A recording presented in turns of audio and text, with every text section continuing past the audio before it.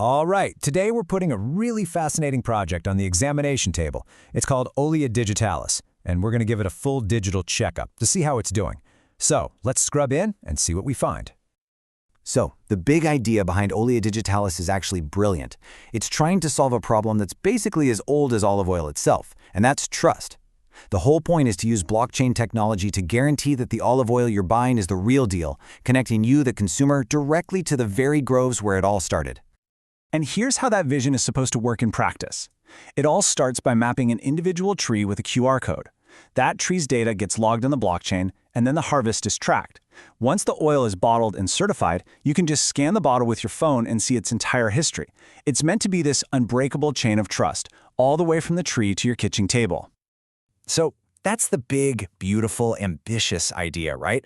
But, like with any big project, the road from a great idea to a working product can have, well, a few bumps. Let's pop the hood and see what's really going on. And yikes.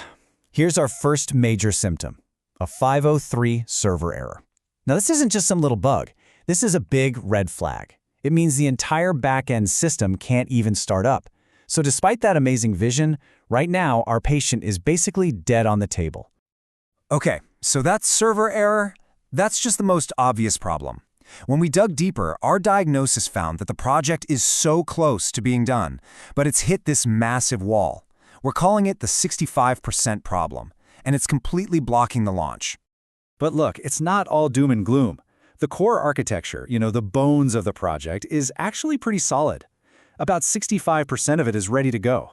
The real trouble is in that other 35%. That chunk needs some serious, immediate rework before this thing can ever go live. And we've been able to get really specific. Our investigation found exactly 8 major problems. And let me be clear, these aren't just little suggestions for making things better. These are fundamental, show-stopping blockers. They are literally holding the entire launch hostage. So, before we can talk about a fix, we have to really understand what's broken, right? That meant doing a deep, deep dive into the code to find the root cause behind every single one of those 8 critical failures. And this really gets to the heart of it. The analysis basically said, hey, the project's architecture is solid, the foundation is good, but, and this is a huge but, it's riddled with critical security flaws that absolutely have to be fixed before launch. That is concern number 1. Let's break that down. Look at the current system. It's using what's basically a fake login. There's no encryption for passwords. And even worse, super sensitive things like API keys for Google Maps are just sitting out in the open in the code for anyone to see. What it needs is a proper, secure login system, and those keys need to be locked away safely on the server, far away from any prying eyes. And it didn't stop there. The investigation found some really fundamental stuff was just missing. For example, the database didn't even know what an olive tree or a harvest was. There were no pathways, no APIs, for the app to communicate with the database. It's like having a phone with no signal. And on top of all that, a total lack of server-side validation left the whole thing wide open to some of the most common types of hacking attacks. Okay, so that's the diagnosis. It's pretty serious for sure, but the good news is it's totally fixable. So let's get into the recovery plan, a clear 3-phase path to get this project healthy and ready to launch. Here's the whole plan in a nutshell. Phase 1, that's the top priority, non-negotiable stuff. It's all about fixing those critical security holes, and that's estimated to take about 40 to 50 hours. Then, Phase 2 is about making the user experience better and the mobile app more stable. And finally, Phase 3 is all the finishing touches to prep for a really smooth, professional launch. This chart just gives you a visual of that effort. You can see how the biggest chunk of work is right at the beginning, in Phase 1. The strategy is simple. Tackle the most dangerous problems first. That way, the project gets back on its feet quickly, and we can build momentum all the way to the finish line. So what's the bottom line? What's the final prognosis? With focused work, this whole recovery plan can be wrapped up in just 2 to 3 weeks. That's it. That's how close this project is to being back to 100% health and ready to go.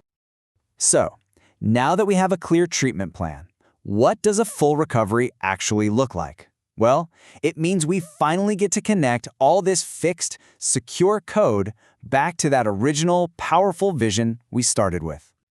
Hey, remember this from the very beginning? This is the whole point.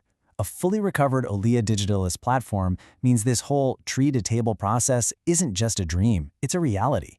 Every single step is secure, it works, and you can trust it, exactly like the original plan. And getting this thing launched isn't the end of the road, not at all. It's just the beginning. Getting these fixes in place puts the whole project right back on its roadmap. The plan is to launch later this year, then start integrating things like IoT sensors and AI in 2026, and after that, expand globally with a DAO, which is basically a governance model run by the community itself. So we'll end on this thought. After diagnosing the problems, laying out a clear treatment, and seeing the path to recovery, this project is really poised to do something pretty remarkable. It really makes you wonder, right? Can just a few weeks of coding actually help rebuild trust in a product that's been around for centuries? Well, based on this checkup, the prognosis looks very, very good.